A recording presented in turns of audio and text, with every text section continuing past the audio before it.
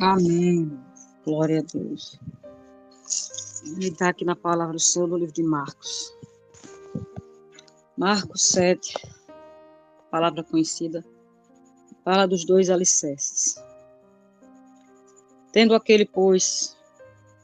aquele, pois, que escuta estas minhas palavras e as pratica, assemelhá-lo-ei ao homem prudente que edificou a sua casa sobre a rocha. E desceu a chuva, correram os rios, e assopraram ventos e combateram aquela casa, e não caiu, porque estava edificada sobre a rocha. E aquele que ouve estas minhas palavras e as não cumpre, compará-lo-ei ao homem sensato que edificou a sua casa sobre a areia. Desceu a chuva, correram os rios, e assopraram ventos, e combateram aquela casa, e caiu, e foi grande a sua queda.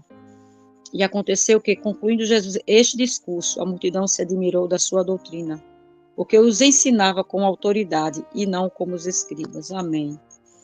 Aqui o Senhor faz a comparação de dois tipos de alicerces, simbolizando dois tipos de pessoas. Aqui podemos dizer dois tipos de cristão, né? Não vou botar aqui o mundano, mas vou botar aqui o cristão. Dois tipos de servo de Deus, que serve a Deus, mas tem aquele que procura fazer conforme a palavra do Senhor diz, ele ouve, escuta e guarda.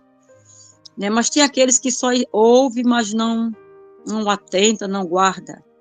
Aí a Bíblia diz que esse é como aquele que edificou a casa na areia. Mas por que não guardou? Porque no seu coração ele tinha um conceito próprio de que não precisava tanto esforço. Porque para ter uma casa edificada sobre a rocha é muito dispendioso, é muito trabalho, é muito esforço. Porque primeiro tem que cavar muito, muito profundo, né? Passar tempo cavando. E depois tem que colocar pedras ali concreto, sobre aquele buraco ali, aquele espaço que foi cavado, né? Aquela vala. Não pode ser uma vala rasa, tem que ser funda. Para ser edificada sobre a rocha, tem que ser funda. Porque se for uma vala rasa, se colocar as pedras no raso, também quando a chuva, a temporal der, vai poder arrastar as pedras, né? Então, uma casa bem alicerçada, o alicerce dela é profundo. Então, isso gasta tempo, não é fácil. Então, o homem ou o servo que edifica a casa na areia, ele não quer apresentar-se a Deus, como é que eu posso dizer? Não quer, ele acha que é perca de tempo, ter uma vida de oração e jejum, vamos dizer assim, dar trabalho, orar, jejuar, cavar o alicerce, né? Cavar fundo na oração, colocar pedras, né? Ali naquelas valas fundas, preparar um concreto bem feito, o jejum, a oração, é o alicerce da vida do crente, né? A gente podemos escolher como será construída a nossa casa, qual é o alicerce que a gente vai embasar a nossa vida. A areia aqui simboliza o conceito humano, a mente humana, os pensamentos do homem que muda. A areia, ela é algo que muda facilmente. Se o vento der, ela é levada pelo vento, ela é fácil de ser arrastada, né? Quando vem uma chuva forte, leva a areia, mas a rocha, para a chuva e o vento levar a rocha, é mais trabalhoso, é muito difícil, né? Principalmente se a rocha estiver bem aprofundada. Não leva, não. Tá? A rocha está ali bem profunda, então é muito difícil. Do vento ou a chuva, os rios levarem a rocha, né? Aquele alicerce. Então, estes são os dois alicerces. Então, Deus espera que a gente use a maneira correta para edificar a nossa vida. A casa aqui simboliza a nossa vida. A casa é a construção, somos nós mesmos. Nós devemos construir a nossa vida em cima de um alicerce forte, que é a oração e o jejum, e a palavra. E isso leva tempo, isso dá trabalho, né? E as pessoas querem ter uma vida, servir a Deus, sem ter um alicerce forte, sem ter uma vida de oração, de jejum e de palavra. E o que acontece? Quando vem o vento, quando vem a chuva, quando vem o temporal, quando vem os rios, essa casa vai cair. Alguém vai olhar e dizer, mas não era crente, não pregava, não orava, não profetizava, não expulsava demônio, quer dizer, fazia a obra, mas a vida dele, no passado, lá no início, ele não cavou bem o seu alicerce, né? Não aprofundou as suas pedras. Então, fez a casa, edificou a casa, mas não teve o cuidado de gastar tempo na oração, no jejum, de, como é que eu posso dizer, de ter, mergulhar na presença de Deus, na intimidade, na humilhação, foi fazendo ali no humano, no natural, né, na areia, no seu conceito, na sua força, no seu braço. Não, eu também faço uma casa, né, quer dizer, eu também tenho um ministério, eu também prego, eu também canto, eu também oro, eu também profetizo, eu também expulso o demônio, mas de que forma você está fazendo? Como está a sua casa edificada? Ela está sobre os seus pensamentos humanos, né, que não precisa de tanto esforço, né, ou sobre a rocha, que precisa cavar muito, muito, muito, muito, né, orar mais, orar mais, orar mais, se dedicar mais, jejuar mais, para depois começar a levantar a casa, né, para depois começar a fazer algo para o Senhor. Então, por isso que muitos estão aí, como eu posso dizer, fazendo a obra de todo jeito, né? E depois o diabo vem e dá rasteira, ou alguém olha e vê que aquilo ali não glorifica a Deus, por quê? Porque ainda estava, a casa foi edificada na areia. Então o Senhor quer que a gente se aprofunde, cave um alicerce forte, né, firme, permaneça na oração, no jejum. Quando o Senhor disse, olha, ficar em Jerusalém até que do alto sejas revestido de poder. Então não é na força do homem, é no poder do céu, no poder de Deus.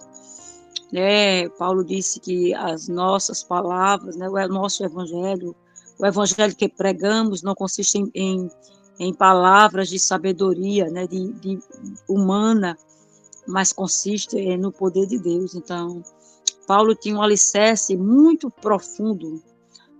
A vida de Paulo estava tão firme na rocha que as chicotadas, as varadas, as calúnias, as traições, as prisões não derrubou Paulo. Pelo contrário, tudo que veio contra ele, ele disse, tudo me cooperou para o bem. Né? Todas as torrentes, todas as enxurradas, todos os apelos do inferno contra a vida de Paulo não fez Paulo se mover do lugar, porque o alicerce de Paulo era profundo. Paulo se aprofundou na oração, no jejum, na comunhão, na intimidade com Deus, ao ponto que ele disse, havia um homem, né, que não sei se no corpo ou fora do corpo, foi até o terceiro céu. E aí ele não revela que este homem era ele, mas dá para perceber que era ele mesmo, porque depois ele se denuncia dizendo, né, que ele viu coisas inefáveis que ao homem não é lícito revelar. Então, por que Paulo teve essa comunhão, essa intimidade com Deus, né? Essa profundidade. Paulo disse, olha, o meu evangelho não é de mim, mas eu recebi do próprio Deus, de Jesus. Ele me revelou este evangelho, né? Ele me separou, ele me chamou, a mim, o menor de todos, né? O mais indigno, mas ele disse, mas o seu poder se aperfeiçoou na minha fraqueza, e o seu poder em mim não foi em vão, porque ele disse também, né? E eu me dediquei muito mais do que eles, entendeu? Então, Paulo foi o último dos apóstolos, mas não foi o menos valor, em menos de valor. Por quê? Por causa da sua entrega, da sua dedicação, mesmo tendo menos tempo do que os outros, não tendo conhecido Jesus em carne, como os outros, mas ele teve mais dedicação em busca do que os outros, entendeu? Então, a busca de Paulo, o alicerce de Paulo foi tão profundo, que ele viveu, morrer na prisão para ele disse que o viver a Cristo e o morrer a lucro. Então a vida dele estava tão aprofundada em Cristo que para ele morrer era lucro. Nada nesse mundo fazia falta para Paulo, né? Ele disse, eu sei ter abundância e sei passar necessidade. Em tudo eu estou provado em tudo. Ele disse, em todas as coisas eu sei viver, eu sei como é que eu posso dizer? Eu sei estar, né? Eu estou preparado para suportar o frio, o calor, para suportar a fome, a sede, a abundância, a escassez, o louvor ou a desonra, né? A honra ou a desonra, o desprezo, a humilhação ou a exaltação. Paulo, ele estava tão profundamente em Cristo que nada dessa terra tirava a atenção de Paulo, nada. Porque muito profundo tinha sido o alicerce de Paulo. Então, para mim, você, devemos dizer, Senhor, eu não quero só crescer para cima. Crescer para cima é bom, mas tem um ditado que diz, quanto maior, maior é a queda, né? Porque quantos estão lá em cima chamando a atenção, alguém olha e diz, olha que prédio alto, mas vá ver se tem alicerce profundo. E aí, quando vem um grande temporal, o prédio alto é mais fácil de cair, porque tem mais peso, entendeu? A estrutura pesa mais. Então, é mais fácil de um vento forte ou de uma tempestade derrubar esse prédio alto sem alicerce profundo. Por isso que quando alguém faz um prédio bem feito, ele cava muitos metros de terra abaixo, porque quanto maior é o prédio para cima, mais profundo tem que ser o alicerce para baixo. Mas as pessoas querem fazer um prédio bem alto e não ter alicerce nenhum embaixo, né? O que acontece, o diabo está vendo que aquela estrutura é fraca, porque o alicerce falta alicerce, falta busca, falta cavar na oração, cavar no jejum, cavar na comunhão.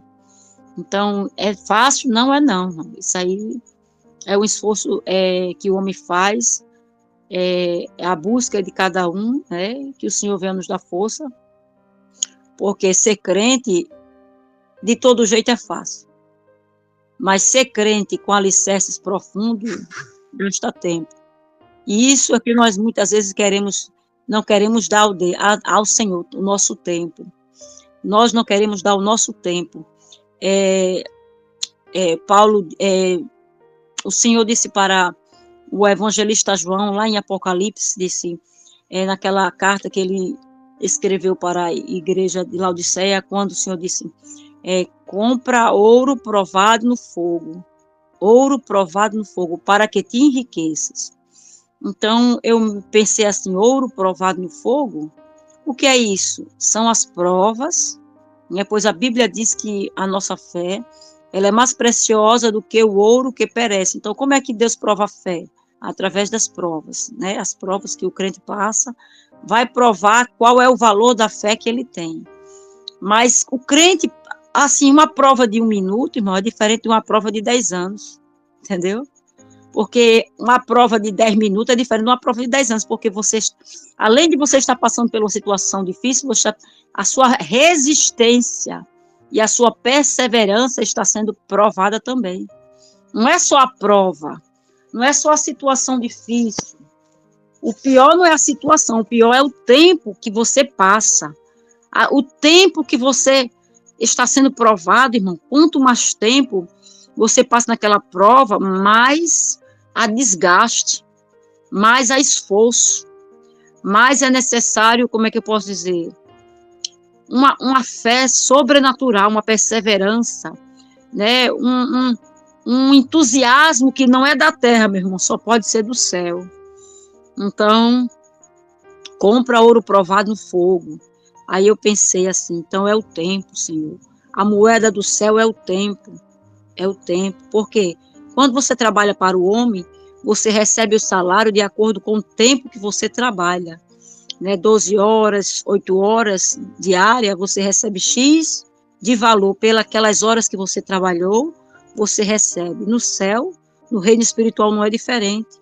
Você recebe como é que eu posso dizer, o salário aquele valor que você trabalha para Deus, o tempo que você gasta, né, o tempo que você investe, na verdade, em Deus, na oração, no jejum, na leitura da palavra, na obediência, no seu servir a Deus, isto redunda em valores espirituais. Isso quer dizer o quê? Autoridade.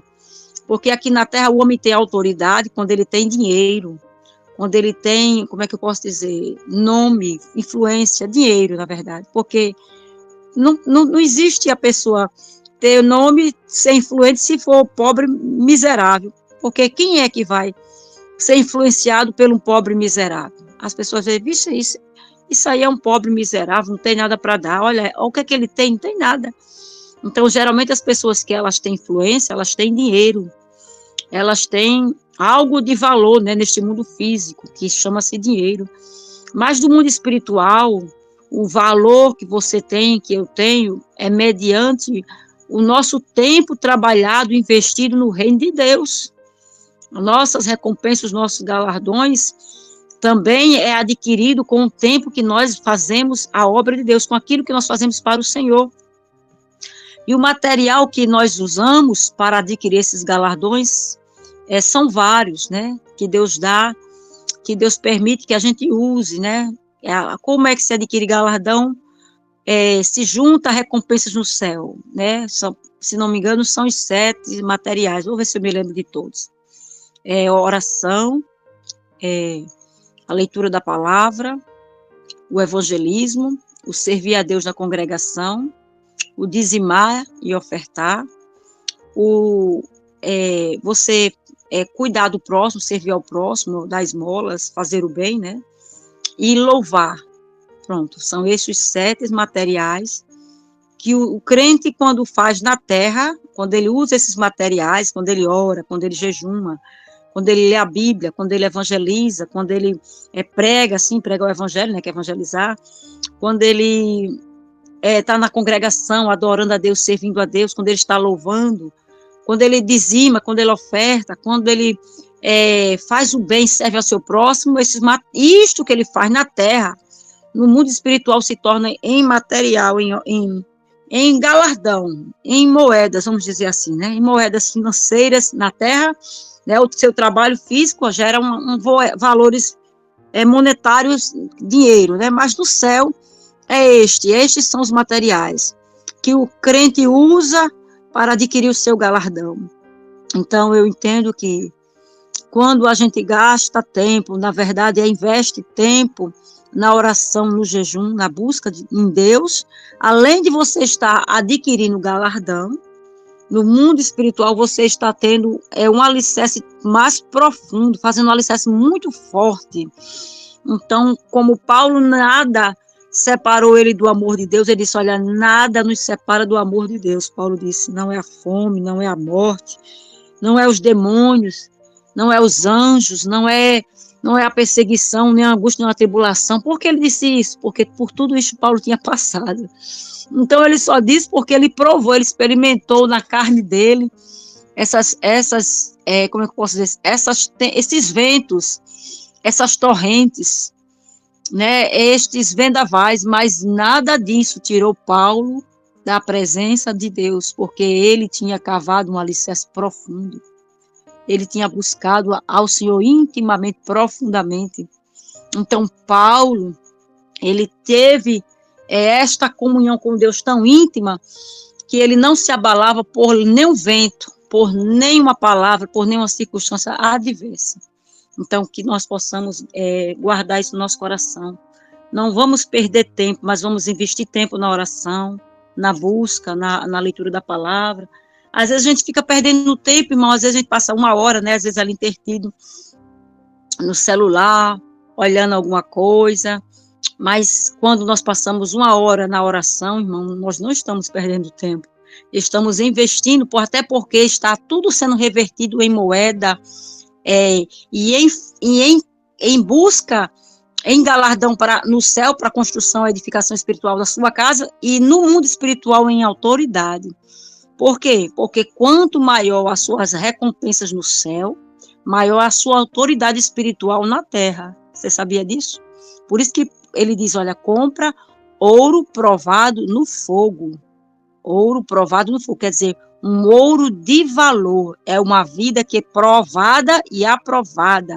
Esta vida tem muita riqueza espiritual, tem muito valor. Ouro provado no fogo. Não sabes que és miserável, pobre. A igreja que pensava que era rica, porque ela tinha bens financeiros, que ela era abastada financeiramente, mas o Senhor disse, tu és miserável e pobre.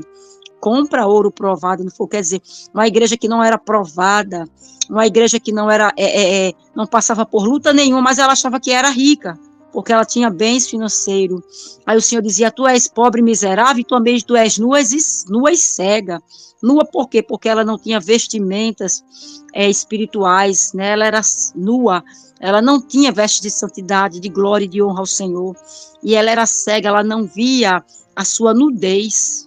É triste quando o crente ele está nu, ele está na miséria e ele é tão cego que ele nem enxerga a sua condição espiritual.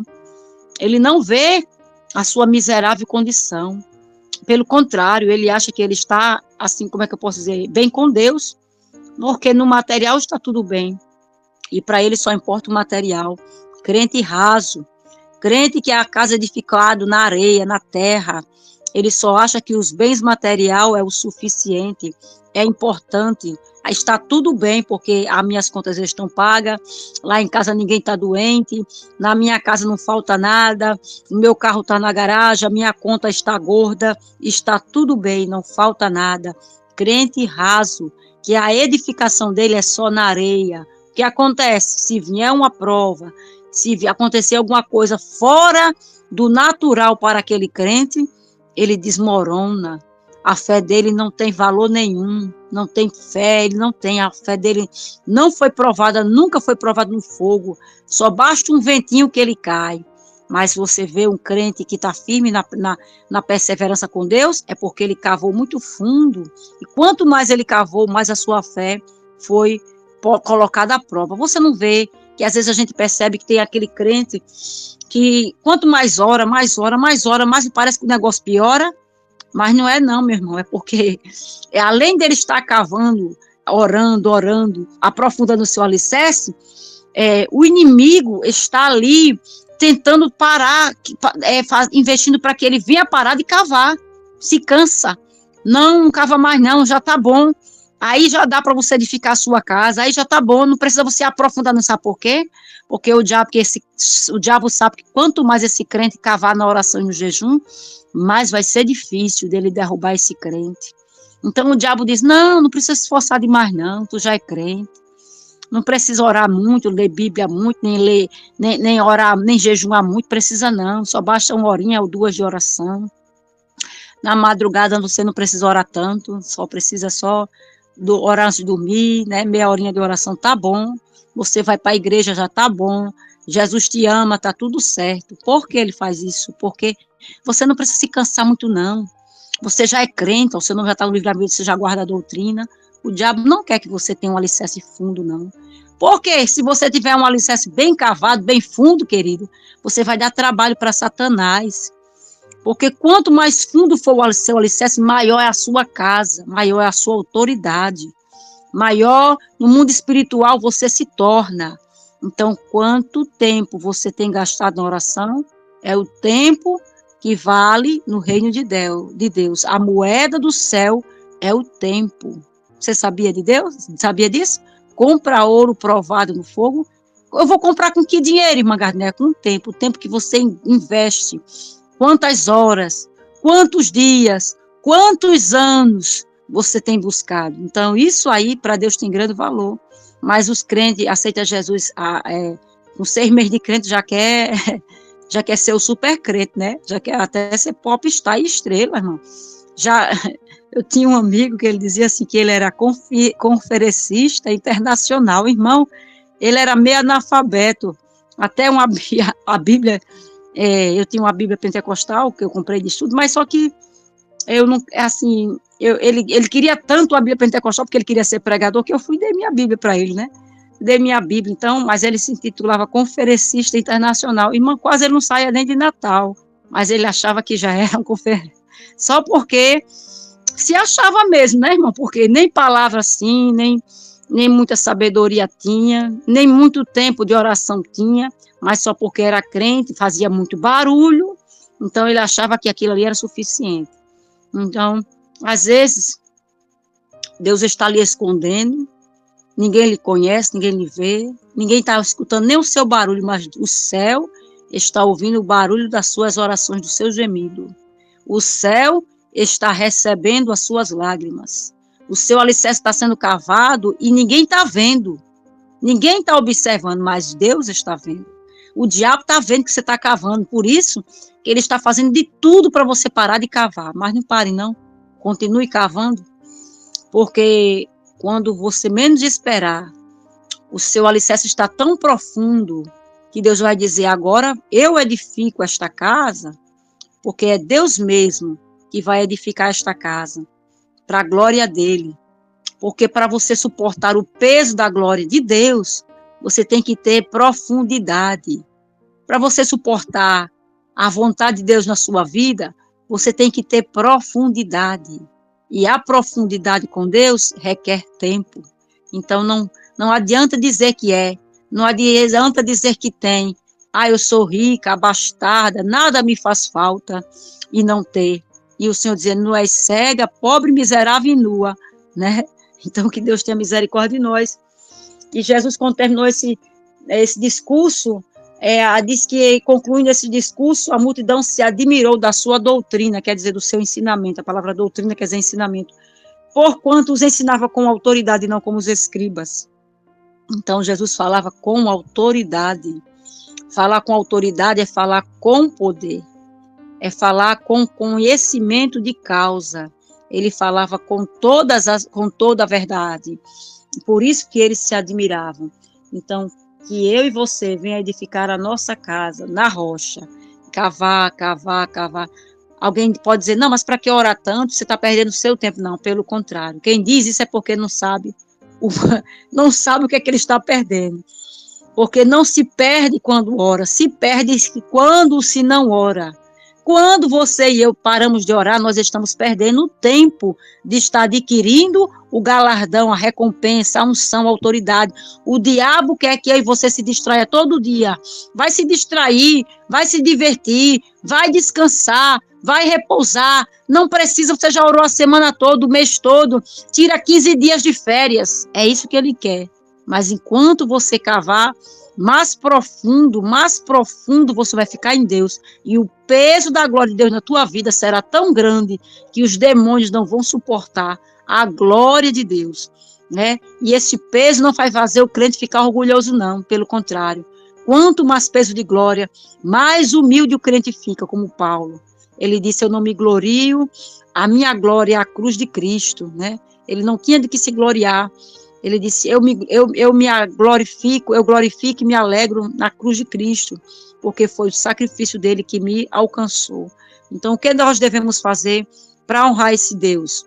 Buscar a face dele, até que a glória dele resplandeça na nossa face. Ter intimidade, né? Como disse o irmão Marcelo. Ter a nossa própria tenda de encontro.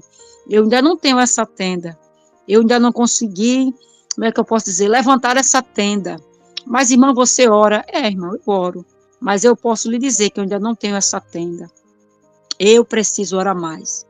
Porque eu preciso marcar um território, levantar uma tenda, ter cada dia encontros com Deus. Moisés, todos os dias, ele ia para a tenda do encontro. Então, que o Senhor venha deixar no nosso coração o desejo, as saudades, o prazer, a alegria de buscar a sua face, de termos uma tenda de intimidade, de encontro com Deus, e que a nossa casa, que a nossa vida, venha não ser edificada sobre nosso conceito humano, que simboliza areia, mas sobre a rocha, que é Cristo. Jesus é um modelo. Se ele, sendo filho de Deus, como homem, orou incessantemente, jejuou, né? Quem sou eu e você para dizer que não precisamos de jejuar e orar? Não podemos, como é que eu posso dizer? Dispensar o que é indispensável. Porque a oração e o jejum, a busca a Deus, é a vida que sustenta a nossa comunhão com Ele. Se nós não dermos valor à busca em Deus, vamos perder o nosso tempo de evangelho, porque o vento vai vir, as tempestades vai vir, tanto veio para casa na rocha como veio na casa da areia, mas a que ficou de pé foi a que estava alicerçada na rocha. E eu agradeço a Deus pela oportunidade. Amém.